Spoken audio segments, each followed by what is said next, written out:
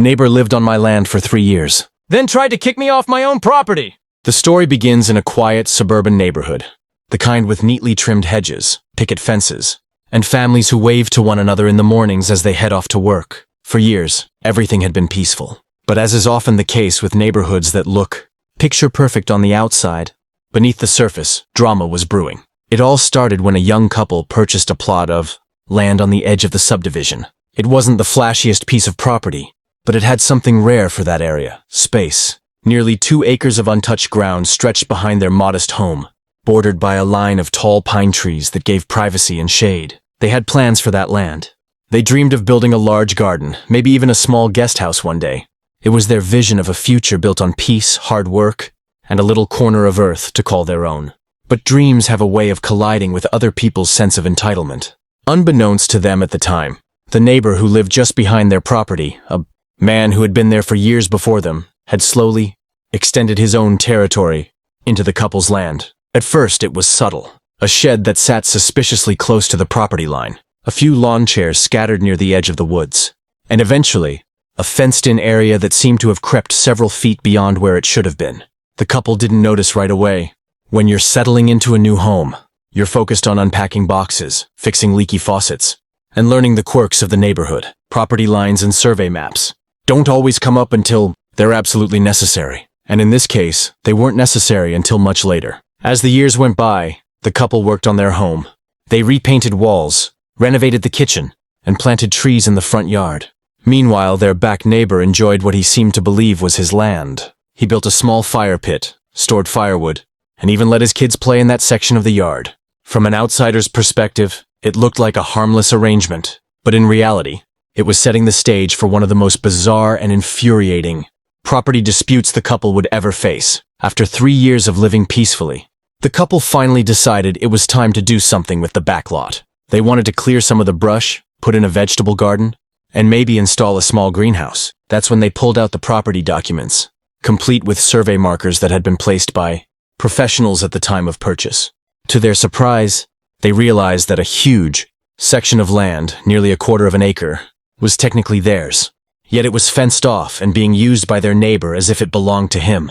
The shed, the fire pit, the kids' play area, all of it sat squarely within their property boundaries.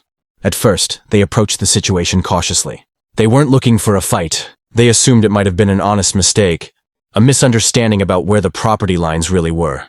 After all, not everyone pays close attention to survey markers, and sometimes fences can be misleading. But what they hadn't accounted for was the neighbor's personality. He wasn't just any neighbor. He was the kind who thrived on control, the type who saw compromise as weakness, and who had spent years convincing himself that whatever he wanted was automatically his.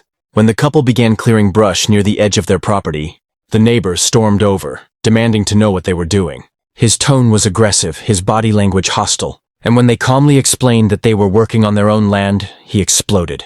He insisted that the area belonged to him, that he had always used it, and that they were trespassing on his property. The irony was almost laughable. Here was a man who had lived for 3 years on land that didn't belong to him, yet he was accusing the rightful owners of trespassing. The couple tried to reason with him, showing him the official survey map and pointing out the boundary markers. But he wouldn't listen. Instead, he doubled down, claiming that since he had been using the land for years, it was effectively his. He even went as far as suggesting that the couple's house was partially built on his property and that they might have to demolish part of it. It was a bold, outrageous claim, and one that sent the couple reeling.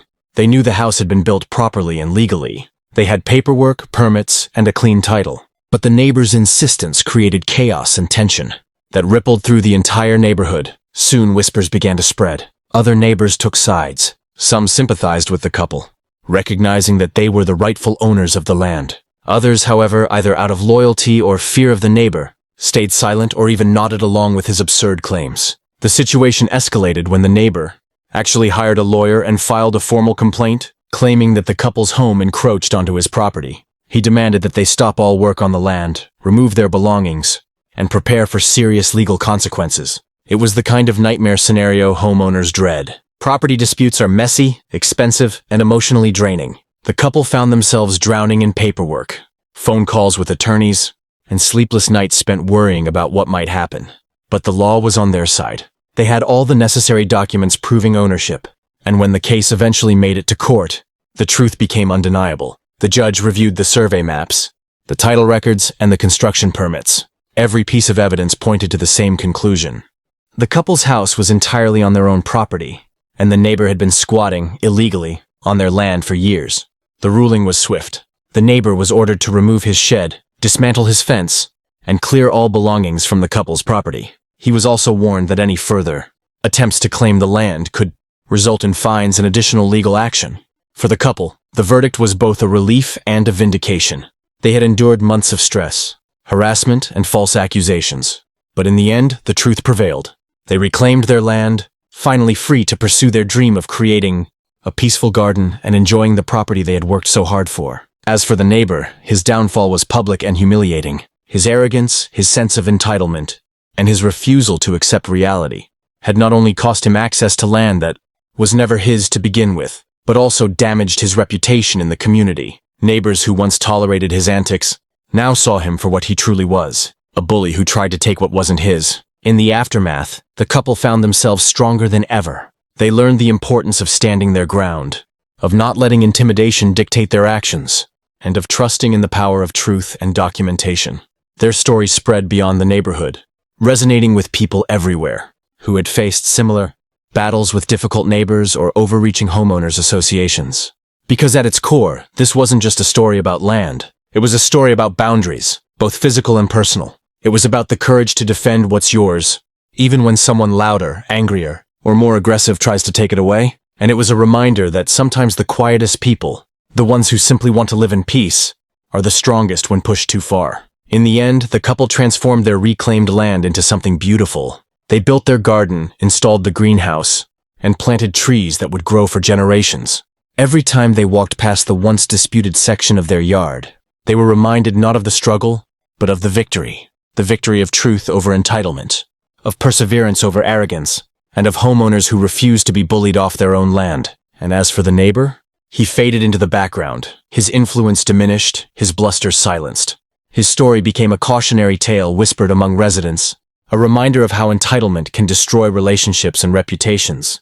The couple's story became a viral sensation, shared across platforms where people shook their heads in disbelief and outrage, because nothing gets people talking, like a neighbor bold enough to live on someone else's land for 3 years and then have the audacity to try to kick the real owners off their own property.